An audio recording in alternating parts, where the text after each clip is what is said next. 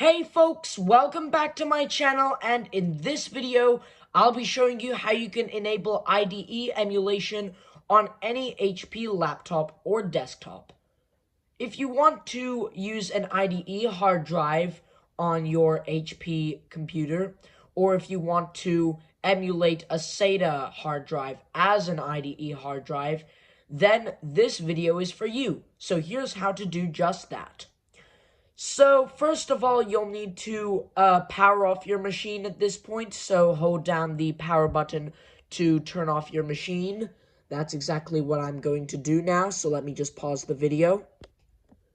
So, I've turned off my HP computer at this point. I'm now going to press the power button and press the F10 key on my keyboard.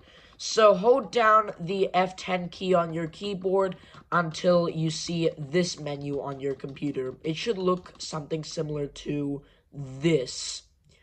Or you can just press the escape key while the computer is booting, and then press F10 from there to open up the BIOS utility.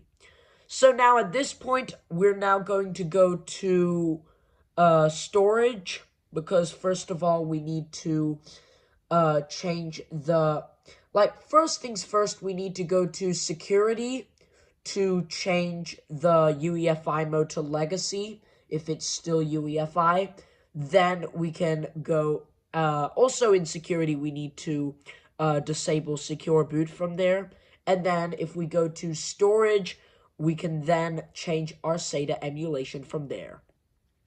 So at this point, I'm just going to press the right arrow twice on my keyboard, 1, 2 times, and now we're under security. Let's now go all the way down to secure boot configuration. I just pressed the up arrow since it was already at the top, and that brought me all the way to the bottom. So now secure boot configuration is highlighted. Again, you can use the arrow keys to move around, and you can also find out how to move around by pressing F1 on your keyboard, and then it shows you how to navigate around. But if you want to select an option, you simply press Enter, and now this opens up the secure boot configuration. So first things first, of course, fast boot needs to be disabled, so you'll need to go all the way down again by pressing the down arrow key 1, 2, 3, 4 times, and then press the enter button to select it. I mean, you don't have to press the enter button. You have to press the right arrow, making sure that disable is highlighted. Then we can go back up and make sure that secure boot is disabled as well. Then if you see legacy support that is enabled, make sure that this is exactly how I've done it. Because if you're using UEFI mode, then fast boot will be enabled, legacy support will be disabled, and secure boot will be enabled. So if you want to change it to legacy mode, of course, fast and secure boots need to be disabled and legacy support enabled. And once you have finished confirming those changes, you can press F10 to save them. And now we should press the left arrow once to highlight the storage tab. Now press the down arrow key once, and you can see storage options is highlighted. Press enter to select it. And now you should see the storage options window. And now we can highlight SATA emulation and press the right arrow key once. It should say that it should come up with this message on some HP motherboards, but you can just ignore this by pressing enter and just press the right arrow key until it says IDE under SATA emulation. And once it does, then you can press F10 to accept the changes and press F10 another time to highlight save changes and exit. Press enter to select it.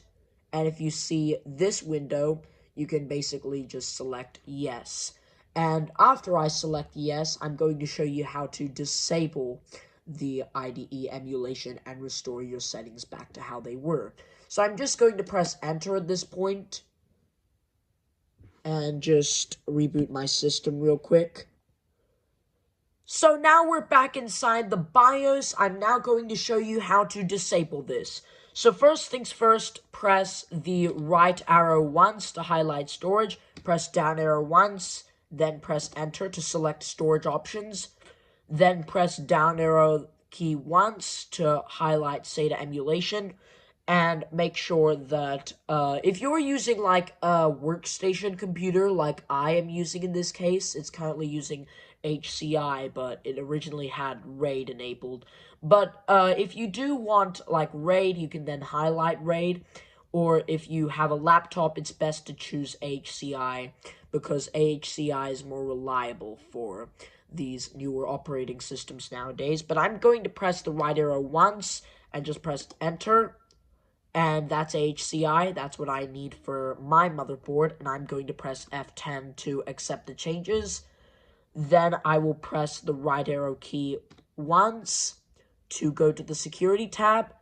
Then we press the down arrow key 1, 2, 3, 4, 5, 6, 7, 8, 9, 10 times in a row until secure boot configuration is highlighted.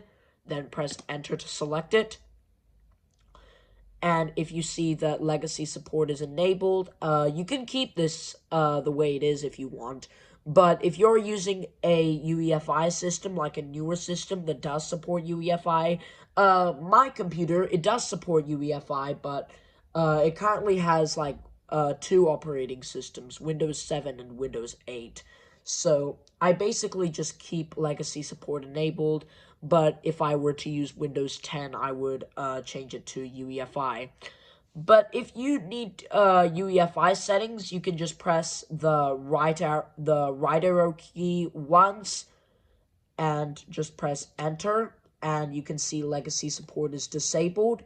Then press down arrow once, secure boot should be highlighted, and then press the right arrow key to choose enabled. It is strongly recommended that you enable secure boot, so you can it is strongly recommended to enable secure boot if you were to use UEFI anyways.